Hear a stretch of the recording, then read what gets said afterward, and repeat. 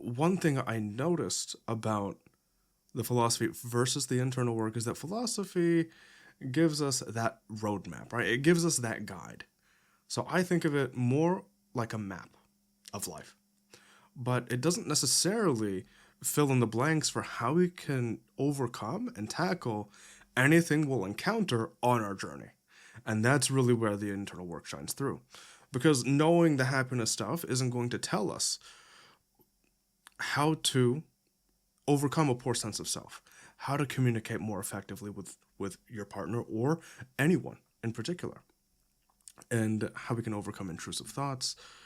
It really doesn't prepare us for anything and give us the skills that we need to navigate things healthily. And even if you do have that direction, it doesn't actually mean that your life is going to be great. You just know where to look, which is really important, but it's not everything. So let's start with what internal work is. Internal work is when we get out of our heads and get more emotionally stable by reevaluating our perspectives and getting clarity on how to live. And so one of the things that happens when we try to work on ourselves is that we get bombarded with advice on primarily external things, right? So maybe it's get your money up, get your health down, or up. Go to the gym, get a better job, start dressing better, start smelling better, whatever. But a lot of the work that actually needs to be done is neglected. And I'm referring to mainly things that cover our mental state and our emotions and our perspectives, because those really impact and tailor our lived experience, right? Everything is going to be viewed through the lens of our emotions, our mental state, and our perspectives. And if we neglect those, then we're kind of screwing ourselves, because going to the gym, isn't necessarily going to make you a happier person. It's not going to teach you communication skills. It's not going to fix your relationships by extension. And when we have the internal work and we have a lot of that perspective objectified, or rather, we shift it to be more objective, as opposed to just dealing with our emotions and letting our judgment be clouded, we see things for what they are, right? Similar to how we approached happiness. We will change a lot of our priorities because now we see that maybe levels 1 and 2, for example, like materialism, hedonism, and ego gratification, as in getting to one up everyone around you, probably isn't the best, even though emotionally that's probably what we default to 9 times out of 10. But we can overcome that and then shift our focus towards higher levels of happiness, where we start to incorporate people in a healthier way and even include spirituality to really hone in on what's actually important to us. So as a result of internal work, we'll be able to approach things more effectively. It makes us more resilient because then we get a better perspective that isn't clouded by emotion. And it's essentially the process that we have to go through when everyone tells us to get centered or to get over them. Because that battle is very much internal, right? Like I said before, you're not going to suddenly get over someone or just come out of some tragic event because you essentially lifted rocks for a few hours a week. There's no real connection there. And sure, you could say physiologically, sure, with endorphins, it does make you feel okay, but that's a very, very temporary. Similar to level 1, it's not actually going to fix your problems. And so we're going to cover mainly the mental and emotional side of working on yourself and how we can regulate and maintain ourselves so that we can handle getting hurt in any way. So when I say clarity on things and getting clarity in life in general, here are the things I'm talking about. So it's who you are, as in our own sense of self and what we believe to be true about ourselves, and this enables us to challenge our limiting beliefs.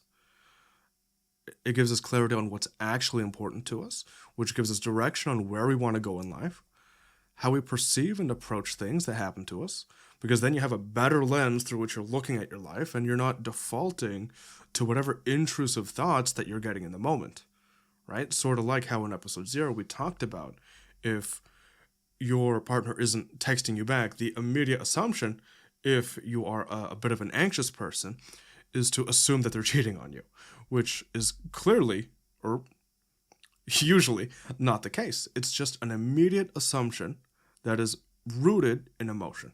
Like, our immediate reaction is, they're cheating on me. I'm not good enough for them. They never valued me. And then we might even be compelled to engage in pretty unhealthy behaviors because of that, right? Like, if I think I'm not good enough, then I have to do more, right? Or I have to try and make them jealous to make it seem like I'm a hotter commodity than I actually am. But obviously, our own insecurity is getting in the way of that, and it really starts to breed unhealthy behaviors, which is never good in the first place. So instead of just being ourselves, we try and do things or change the value proposition, when really all we should be doing is being ourselves and communicating to get on the same page with them. We shouldn't have to convince them to do anything, right? We want someone who chooses us for us. And so when we start playing games like that, we're already cooked. Because the only way to get on the same page is by communicating your concerns. And we also talked a bit about that in episode 0. But essentially, a lot of the negative intrusive thoughts are really assumptions that only hurt us and our relationships. And they certainly, 99% of the time, aren't reflective of reality. The flip side to all those toxic behaviors is actually taking a step back and looking at the situation objectively. Because what we tend to do is we perceive an event, right? And then we assume whatever that event means. And so I perceive them not responding as they're cheating, or they don't value me, or I'm not enough, and that means I'm unlovable, right? Look at how we spiral, and that's something very, very easy to do, but it's only ever coming from within us.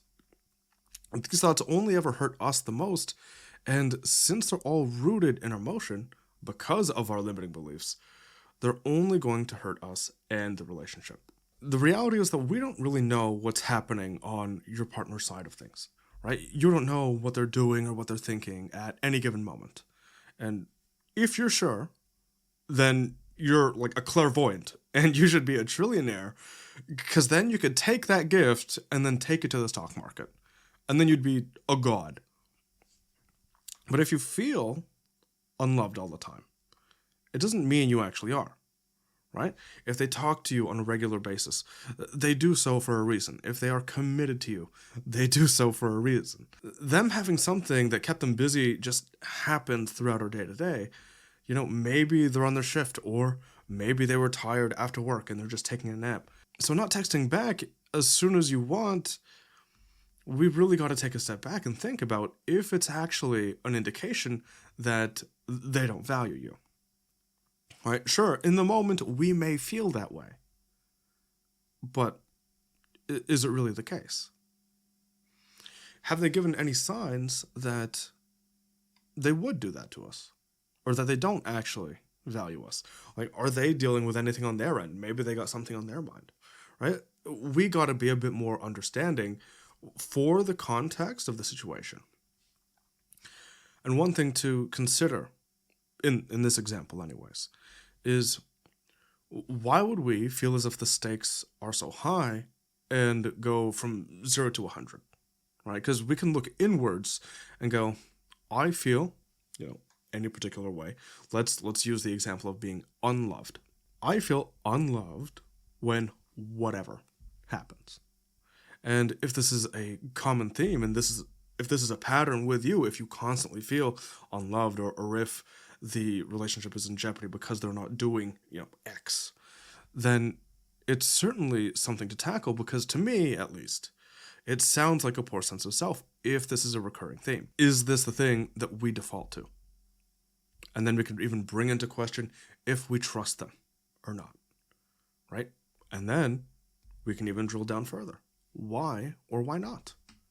Right? If I feel as if they are cheating on me, and I know that it's probably not the case, why do I still feel as if that's a possibility? Right? It's certainly an area that you guys could cover. And you should be both on the same page with boundaries. And are you even able to have a difficult conversation? do you feel as if it'll start a conflict if you bring those concerns up? And why do you think bringing up a concern is any kind of reason to end things, or that they will end things if you bring up a concern? And if we really see that as the case, then it's worth asking yourself, do you really want to be with someone who neglects your concerns or who doesn't work with you and doesn't have a really solid approach to conflict resolution? In episode 0, we talked about that meaningful relationships with anyone require 4 things. 5 for romance in particular: trust, loyalty, commitment, open communication, and the 5th for romance is exclusivity. We have to make sure our partner is on the same page in terms of how we approach these values. And if that's not the case and we're actually scared to bring up a particular concern with them, chances are there's something deeper in need of address. And this is the difference internal work makes, right? It forces us to get clear on things and to get out of our own heads, because then we become more inquisitive about what's actually happening in the world around us.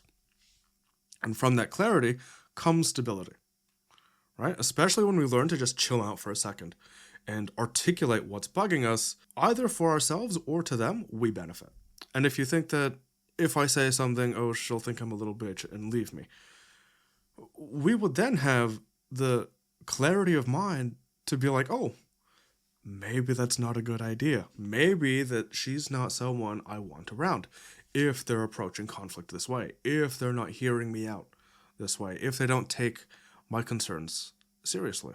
And we got to think to ourselves, someone who leaves us when we bring up an area of concern or be vulnerable with them, is this someone we actually want in our lives, right? This is a person who's supposed to be with us for life, who we're supposed to support each other, right?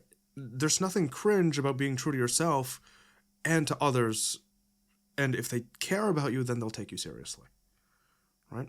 There are people who will say this kind of approach is beta behavior, or you're a pussy bitch for trying to get on the same page with your partner and getting vulnerable with them or bringing up a concern. But one thing to note is that imagine the kind of shitty relationship that they're in if they can't even communicate and articulate any of these concerns with them, right? They're the betas, because they can't even bring it within themselves or find it within themselves to be vulnerable with someone else, especially someone that should be able to handle it, right? You should absolutely ridicule them for their shitty position and their terrible approach to people. And so one thing we can change is actually our approach to people. Because once we have the chance to see things for what they are, and we can get stable enough to where we can grasp what's actually important, and we can know how to approach these things effectively and healthily, this is great, because then we start to also treat ourselves better. This is when we don't want to tolerate the same shitty behavior out of fear of loneliness or out of poor self-esteem. And we think that they're the only ones willing to give us the time of day. The root cause of this, for example, is thinking we're unlovable. And that kind of makes us tolerate way more disrespect than we should.